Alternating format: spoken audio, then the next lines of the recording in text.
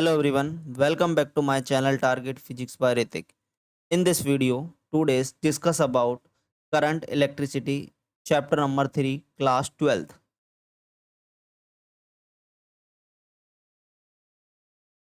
Introduction.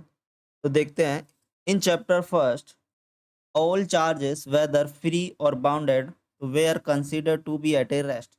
हमने chapter number first में सभी चार्जों को चाहे वो फ्री हो चाहे बाउंडेड हो उनको हमने एट ए रेस्ट डिस्कस किया था।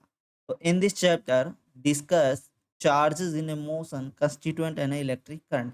मतलब क्या कह रहा है कि इस चैप्टर के अंदर हम चार्ज के मोशन को पढ़ेंगे। इलेक्ट्रॉन जब मोशन करते हैं तब कौन से बिहेवियर करते हैं उसको इस चैप्टर के अंदर हम पढ़ेंगे।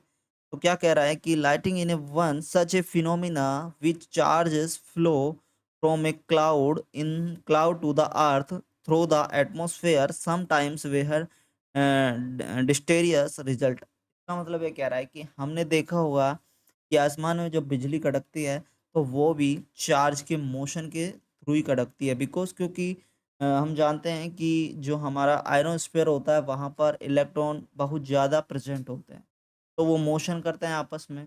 तो वो जब अर्थ के कांटेक्ट में आते हैं तो अर्थ के थ्रू वो अट्रैक्ट हो जाते हैं जिससे कि उनमें मोशन आ जाता है और हमें इलेक्ट्रिसिटी वहाँ दिखाई देती है, एक लाइट दिखाई देता है जिसे हम बिजली जैसे कहते हैं कि बिजली का शो हो रहा है, दिखती है एक।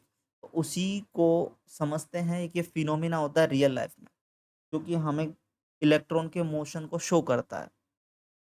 तो इसी तरह से हम एज़ वेल एज़ हमारे जो फिज़िकल इक्विपमेंट है, डिवाइसेस है, उनमें इलेक्ट्रॉन का मोशन का यूज़ करके करंट को प्रोड्यूस किया जाता है, जिससे हम बहुत से डिवाइसों का यूज़ करते हैं हमारे डेली लाइफ के यूज़ में।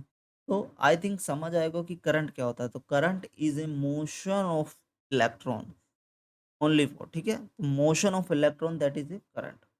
तो अब पढ़ते हैं इलेक्ट्रिक करंट की डेफिनेशन। तो the net amount of charge flowing across the area in the forward direction in the time interval t। इसका मतलब कह रहा है कि suppose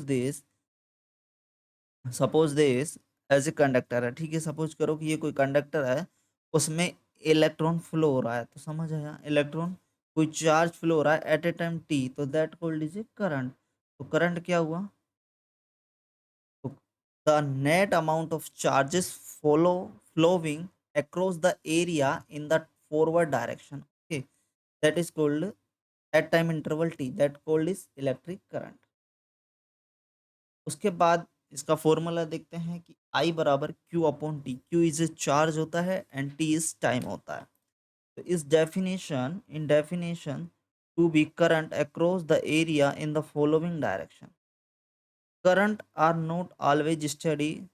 Delta Q is the net charge and delta T is time interval. So T I is delta T tends to zero, limit delta Q upon delta T। ऐसा unit of the current is ampere. समझते हैं, देखो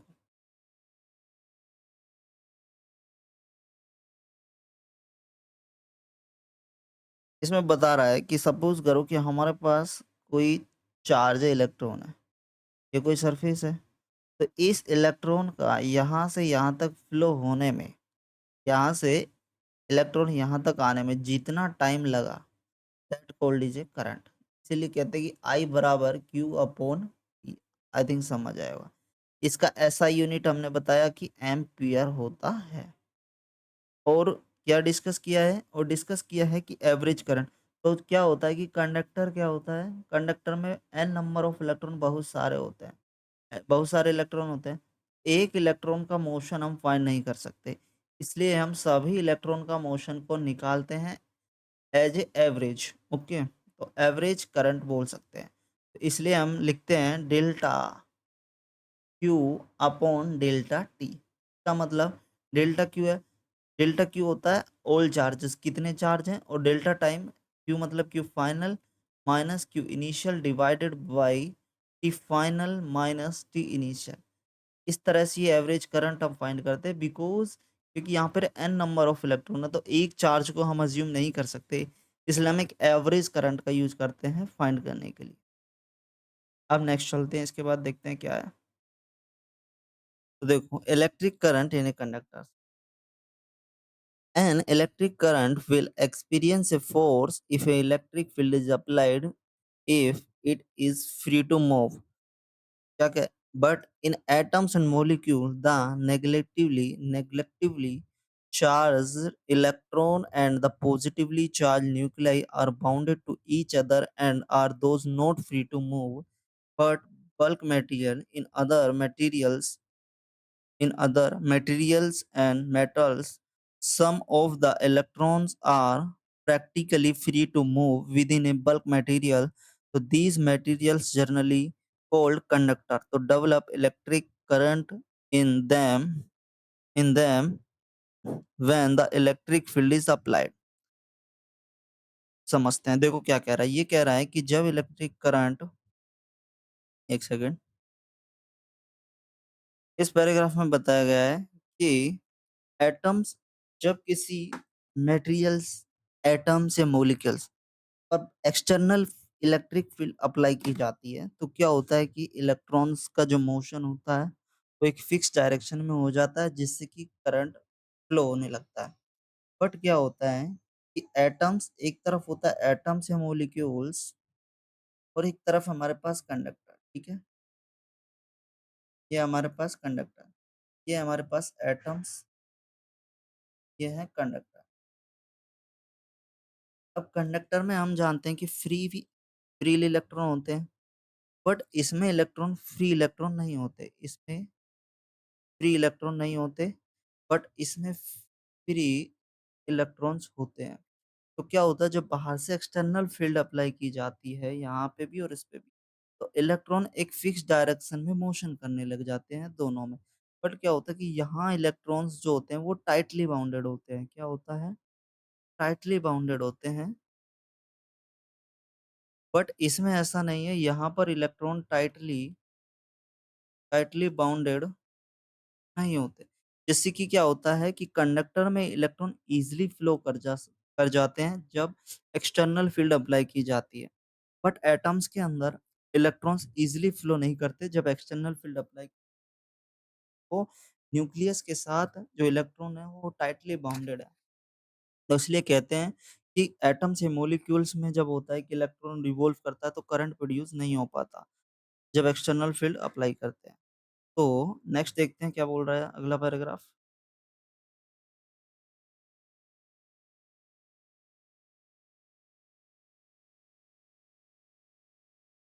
अब ये finally क्या बोल रहा है? अब बोल रहा है इस पैराग्राफ के अंदर बोल रहा है तो consider first the case when no electric field is present to the electrons will be moving due to the thermal motion during which they collide with the fixed ions। क्या होता है कि जब कोई भी एक्सटर्नल फील्ड अप्लाई नहीं की जाती तो इलेक्ट्रॉन्स का मोशन रेंडमली होता है बिकॉज जो इलेक्ट्रॉन्स होते हैं वो रैंडमली मोशन करते रहते हैं ड्यू टू थर्मल वाइब्रेशन के कारण। जिससे कि क्या होता है हीटिंग के कारण उन जो इलेक्ट्रॉन है उनके अंदर काइनेटिक एनर्जी आ जाती है जिससे कि वो रैंडमली मोशन करते रहते हैं, इसलिए नेट चार्ज उनका जीरो होता है। और जब नेट चार्ज जीरो आएगा तो जो करंट होता है वो भी जीरो आता है। इसलिए कहते हैं कि जब एक्सटर्नल फील्ड अप्लाई नहीं की जाती तो इलेक्ट्रॉन जो करंट होता है in a conductor is zero होता है। But when electric field is apply then electrons flow the a fixed direction, so current flow the fixed direction, so current is produced, but absence of electric field not current produced।